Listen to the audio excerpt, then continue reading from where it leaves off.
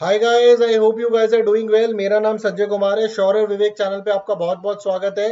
Indian army की famous quote के साथ train hard fight easy. So ये when I was travelling to Leh Ladakh, तो वहां पर मैंने ये एक दीवार पे लिखा हुआ देखा था। एक दीवार, एक स्ट्रक्चर टाइप का बनाया हुआ है। And I thought this is very important because इसी प्रिंसिपल पे आर्म्ड फोर्सेस काम करती है, इंडियन आर्मी काम करती है। And same is the principle you guys also need to work. Train hard fight easy, आपने बार बार सुना होगा। More you sweat in peace less you bleed in war, यानी कि जितनी प्रैक्टिस आप पहले करेंगे उतना आपको अच्छा फल आगे मिलेगा। इंडियन आर्मी के अंदर इसका मतलब होता है कि भैया जितना पीस के अंदर जितनी अच्छी ट्रेनिंग करेंगे उतना ही अच्छा आके आप सोल्जर बनेंगे और उतना ही कंप्लीट करेंगे, because you would become lethal and potent. Similarly, if you work very hard, if you are working through your MCQ syllabus and continuously work hard करेंगे, चीजों को खत्म करेंगे, तो आपको ऑप्टिमम रिजल्ट मिलने के बहुत हाई चांसेस रहेंगे। You will be successful.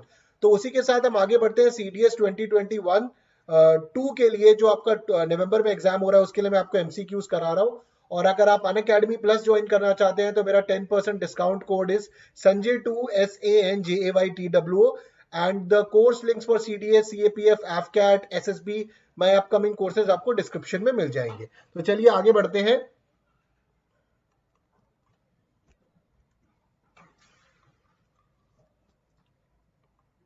ठीक है, तो ये स्लाइड मैंने आपको पिछली बार भी अपने बारे में बताई थी, तो you can read it.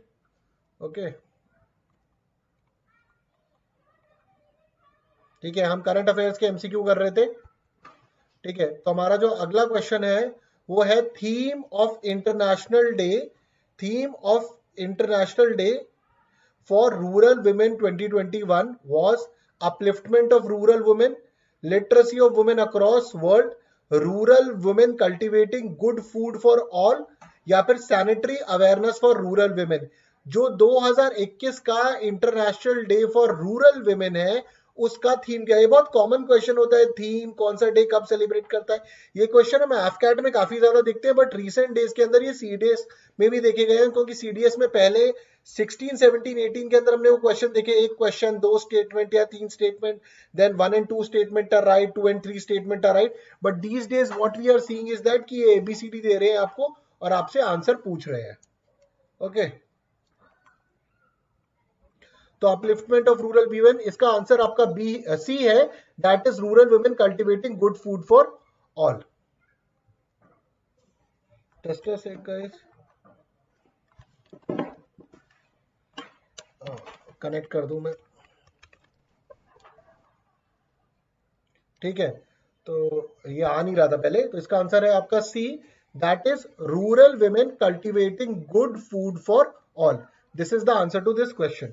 Okay, तो international day for rural women observed on 15th October, observed on 15th October every year. International Day for Rural Women 2021 is observed under the theme rural women cultivating good food for all. और कब बनाया जाता है? 15 अक्टूबर को, ध्यान में रखना, 15th अक्टूबर को इसको बनाया जाता है एवरी ईयर। ओके, और किस पर फोकस करता है? ज्यादातर जो आप डेज है, जो यूनाइटेड नेशन के डेज दिखेंगे या कोई international organisation, on these themes ये किसकी बात करेंगे? इक्वालिटी की बात करेंगे, जेंडर इक्वालिटी की बात करेंगे, जेंडर पैरिटी की बात करेंगे। तो this day focuses on gender equality and helps in empowering women in rural areas.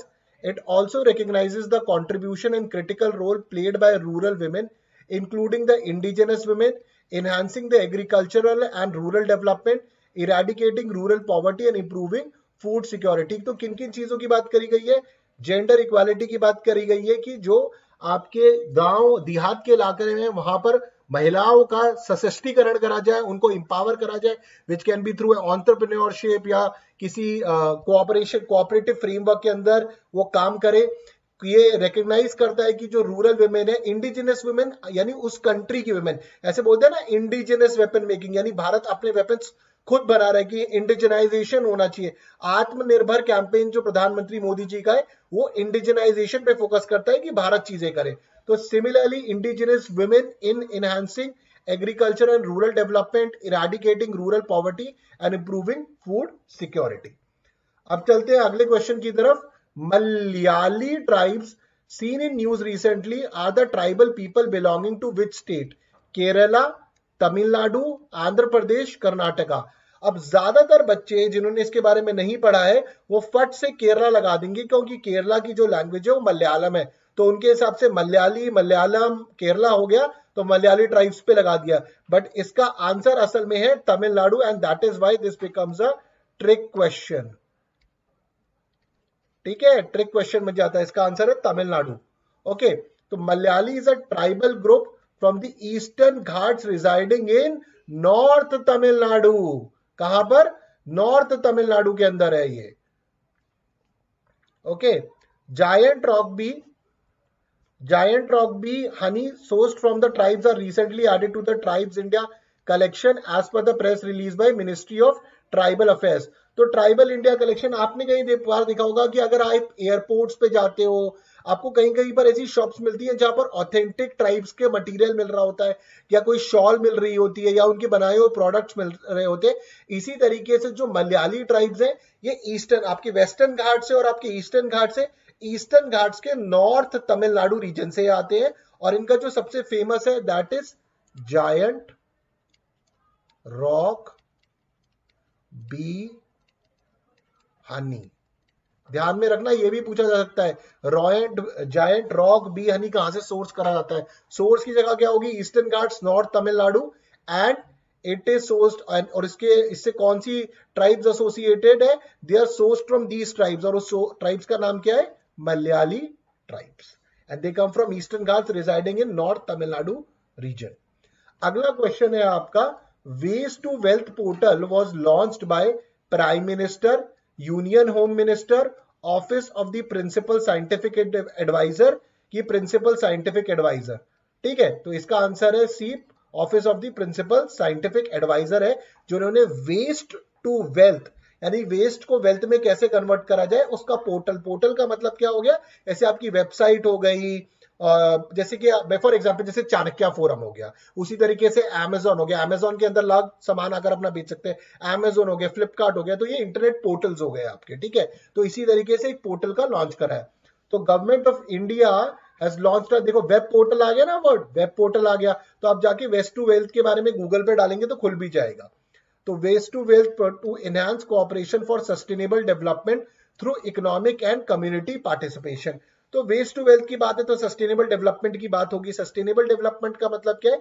कि आज की रिसोर्सेज या रिसोर्सेज को और जो सोर्सेज हमें, मतलब जैसे कि हमारे पास जो ऐसी रिसोर्सेज है, अनरिन्यूएबल रिसोर्सेज है जो खत्म होने वाली है, या आज की ऐसी चीजें, चाहे वो आपका कोयला हो, पेट्रोल हो, या डिफरेंट एनर्जी की रिसोर्सेज है, फूड है, उसको इस तरीके से यूज करा जाए कि आने वाली जनरेशन के लिए भी वो बचे रहे। ये नहीं कि सारा का सारा हमने खत्म कर दिया और आने वाली जनरेशन के लिए, या जो हमारे बच्चे हैं फिर जो उनके आगे बच्चे आए उनके लिए बचे ही ना। तो सस्टेनेबल डेवलपमेंट की ऐसी डेवलपमेंट जो सस्टेन करी जा सके, ऐसी डेवलपमेंट नहीं जो एक बार ही हो गई और बाकी आने वाली जनरेशन है वो भुखमरी में मर रही है, उनके लिए कुछ बचा ही ना हो।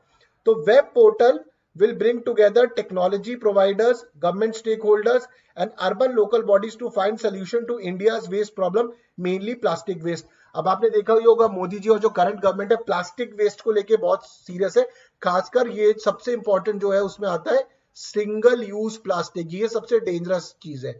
सिंगल यूज प्लास्टिक क्या है? जैसे आप चाउमीन की दुकान पे गए, वो ठेले वाले ने उसने आपको प्लास्टिक का स्पून दे दिया, प्लास्टिक की प्लेट दे दी, वो जो एक ही बार यूज होता है। जैसे स्ट्रॉ, हम मैकडॉनल्ड्स ले देते तो मैकडॉनल्ड्स में स्ट्रॉ मिलती थी सिंगल यूज प्लास्टिक, अब आपको कागज की मिलने लग गई है, गत्ते की मिलने लग गई है, कहीं कहीं पे तो आजकल स्टील की ही देते हैं।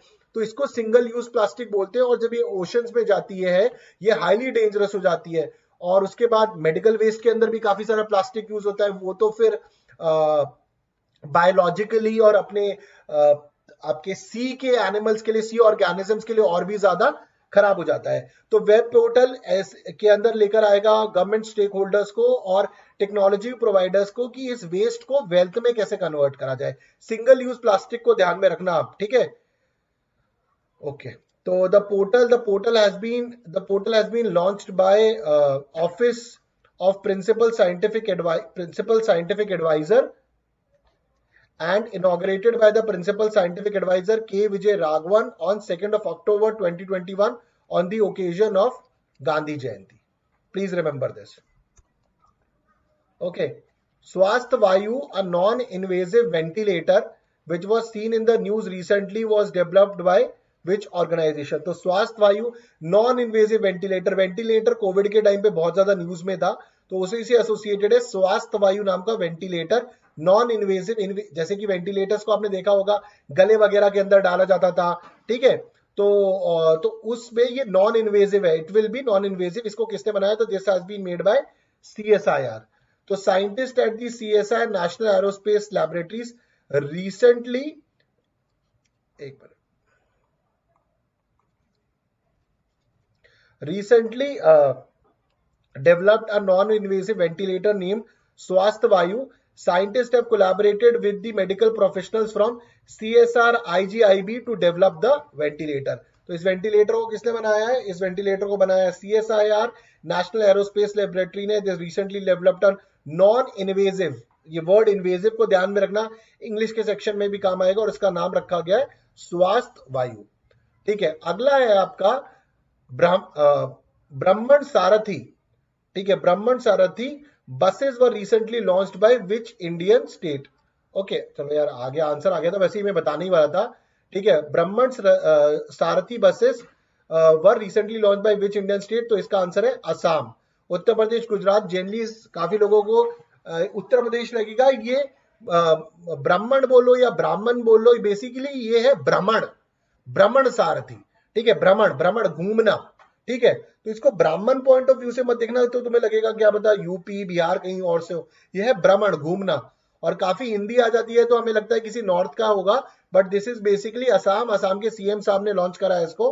तो Assam chief minister Sarbananda Sonowal inaugurated 25 pink buses for free and dedicated services to women and senior citizen को इसके थ्रू भेजा गया है। named as the Brahman Sarathi scheme, this free transport service has been introduced by Assam State Transport Corporation ASTC for the first time in Guwahati. ठीक है, तो असम के chief minister Sarbananda Sonowal inaugurated 25 pink buses for free dedicated services to women and senior citizens, named as ब्राह्मण सारथी scheme. Free transport scheme है और महिलाओं के लिए और सीनियर सिटीजन के लिए। इसको कौन लेकर आया है? Assam state transport corporation. Assam के चीफ मिनिस्टर का नाम क्या है? सरबंदा सोनोवाल। इनको भी ध्यान में रखना। और ये आपकी 25 पिंक बसेस है। ठीक है, तो आज का सेशन हमारा यही समाप्त होता है। ऐसे आपको काफी सारे सेशन मिलते रहेंगे। So guys, thank you very much. जय हिंद, बाय बाय। और अगर आपको अनअकैडमी प्लस ज्वाइन करना हो तो 10% डिस्काउंट कोड इज संजय 2। और please kindly like and share this. मैं इस आपको मेरे चैनल का टेलीग्राम लिंक इसमें मिल जाएगा, जिसको ज्वाइन करके आपको इसकी PDF वगैरह भी मिल जाएगी। So guys, thank you very much. जय हिंद, बाय बाय।